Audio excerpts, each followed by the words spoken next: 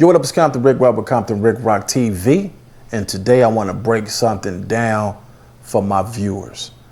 Let me let my new viewers in on something that I said in the past, and maybe y'all didn't catch it and you haven't went back through some of the old videos to get where I'm going. Let me just take it back to when I was 9 years old, you guys. Check me out. Just hear me out. My father would say, get your money.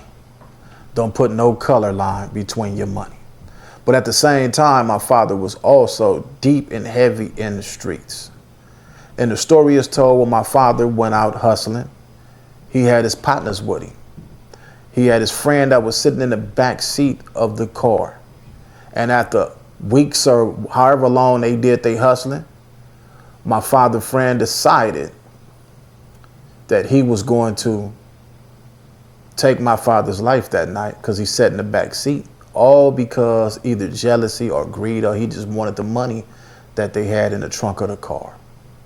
So I knew at a young age to really have a limit on trust. I really don't trust a lot, especially people that's close to me, because it's always been proven that them the ones that's going to be so close to you, you'll never see it coming when it happened.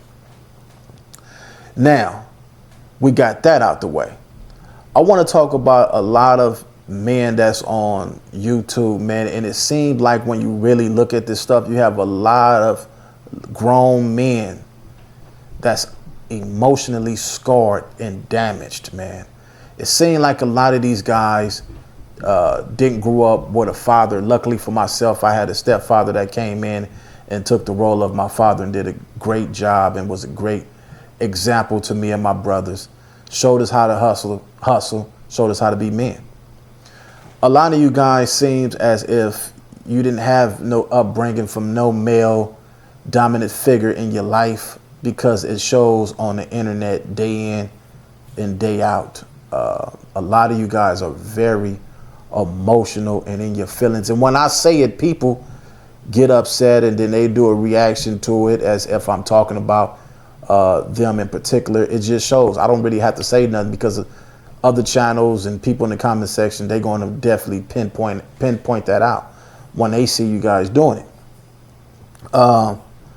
It's sad, man. It's real sad to see this, but at the end of the day, I have come to grips to realize that a lot of this stuff is content, whether it's played out, planned, mapped out, or like they say, a script. You don't know. You can't tell.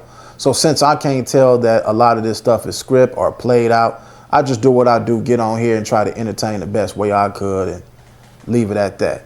Now let's get to this, man. And this is not even regarding what I said in the beginning and all that. I'm going to take it to the next thing that I want to talk about. I want to talk about this JRE incident. Ever since this JRE incident, I've been getting, so many texts, so many phone calls.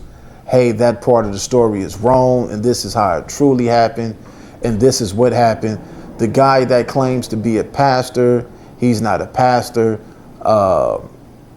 You guys said that he was bleeding on the brain, that he was in the hospital. Well, he's not in the hospital. And I was told after the guy took the picture with the gang signs thrown up in his picture, that he was later admitted back into the hospital. So I don't know. I don't know these things. I just go by what I'm told for the source, and I try to keep it on that. Whatever that was on the internet, whatever was told in this story from the person that was involved, that's the story I run with, and that's the story I go with. We're not saying that it's the truth, and we're not saying that it's a lie. We will report it until we get other words that's actually what it is. You know what I'm saying? So in the meantime, in between time, if I get the message from Jay Reed or anything like that, and he's in tune with the family, and this is what he tell me, I can just take it for face value. Now, if it's told to be a lie, then it will also be brought to my platform to expose the lie, or, let you guys know that it was false. But in between time, in the meantime, I'm going to give you what was told on this side. Now, what was told on the other side is we talked to the guy a couple of days ago. He's not in the hospital, so forth.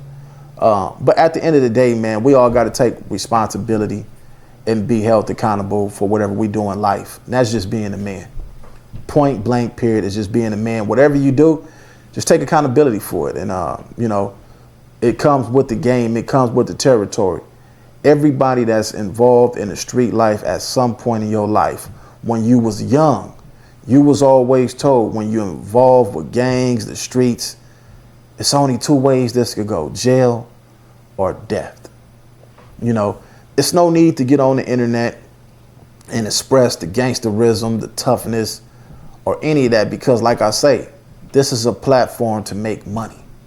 When you get on this platform, everybody goal on here is to make money. So when I hear people say, oh, you guys are desperate for views, or you guys are trying to go viral, I think that's the goal. I think that's the plan. They say people on here is clout chasing.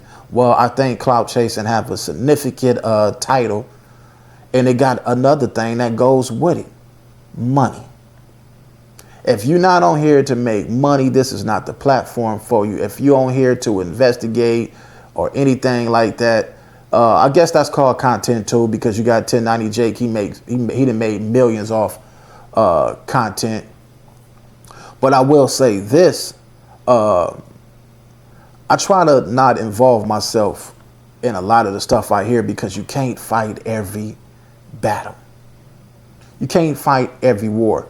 All wars are not meant to be fought. Sometimes you got to just sit back and watch from the outside and let it play out, because like I was told, all you got to do is sit back and watch. When you see somebody that's going into a crash out, they going down a crash out road, eventually they would crash themselves out. You don't have to do anything.